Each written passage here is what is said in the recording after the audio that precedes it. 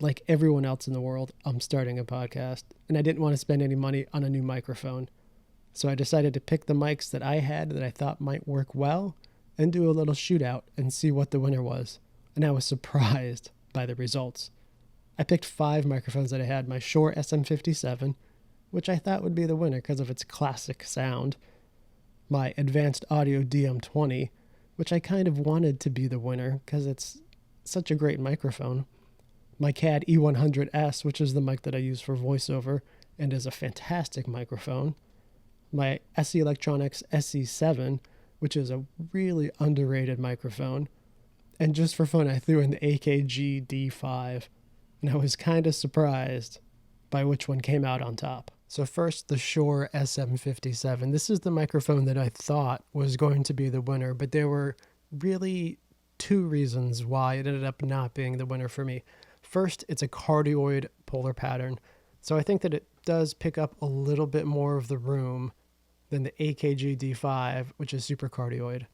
And second, as great as it sounds, and I think it probably sounds a little bit better on my voice, and with this giant windscreen, I think it's the WS81 windscreen, it sounds really good on voice.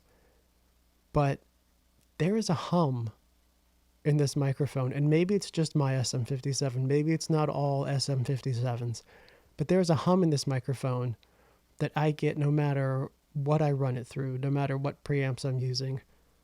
And I just can't get rid of it. And that just bugged me enough to say, okay, as much as I want to use my SM57 for this, I think I'm not going to use my SM57 for this.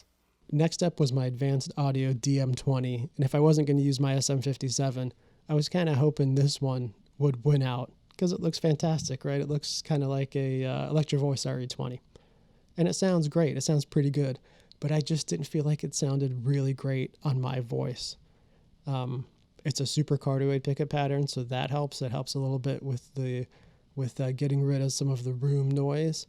But I just didn't feel like it sounded the best on my voice. And that's why I eliminated my DM20. The next option for me was my CAD E100S. Such a great sounding microphone, and the microphone that I'll use if I'm going to do some voiceover for video or for film. But when I do that, I'm recording that in a little bit more of a controlled environment.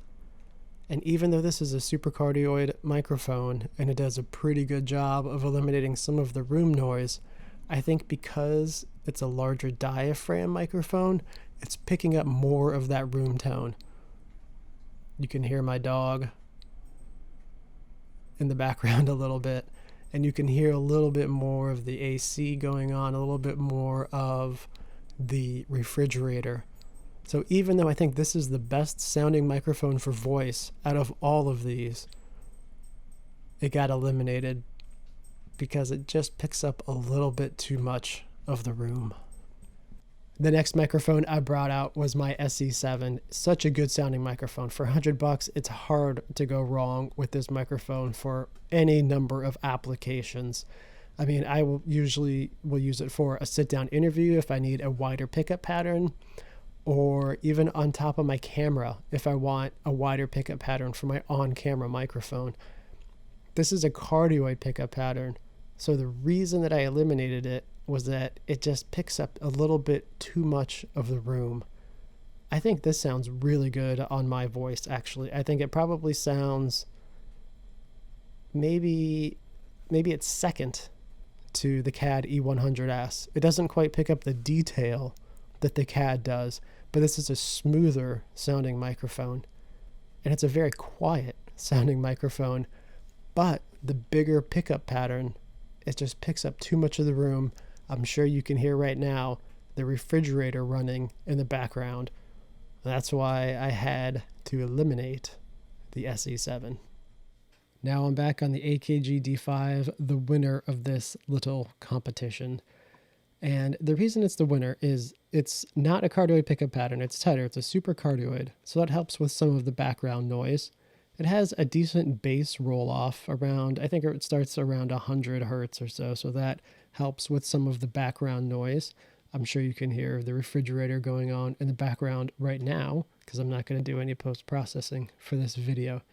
But, you know, I think that this microphone sounds good on my voice. Does it sound the best out of all the microphones that I tried? Probably not, but it does do a better job of eliminating some of that room noise while still sounding good on my voice. So for now, the winner and my podcast microphone is going to be my AKG D5. I lied. I bought a microphone. Right after I recorded most of this video, this microphone right here went on sale. It's the Zoom ZDM1. And I think I got it on sale for around $60. So for $60, I mean, I went online, I looked at some of the reviews. It has pretty good reviews. So I bought it, and I wanted to add it to this video because I think it's actually going to be the winner. And the reason I think it's going to be the winner is I think it sounds good. I think it sounds as good as my AKG D5 does on my voice. And it's also a super cardioid microphone. And I did a little comparison between the two. And this microphone actually does a little bit better with my room noise. Now, the big thing that I don't like about this microphone is the internal shock mount. Not very good. Not very good. If you tap there, even if I tap on my desk, well, it's not too bad now. I added this extra shock mount. But this microphone does pick up a lot of vibration, but it does a really good job at getting rid of some of that room noise with the super cardioid pattern and how it's tuned. So for $60, right, this is a microphone that sounds good on my voice. It does a good job at quieting my noisy room. And I think that this is going to be the winner for my little podcast mic shootout. Sorry, AKG D5. I thought you were the winner until this microphone showed up. So, Zoom, you're the winner.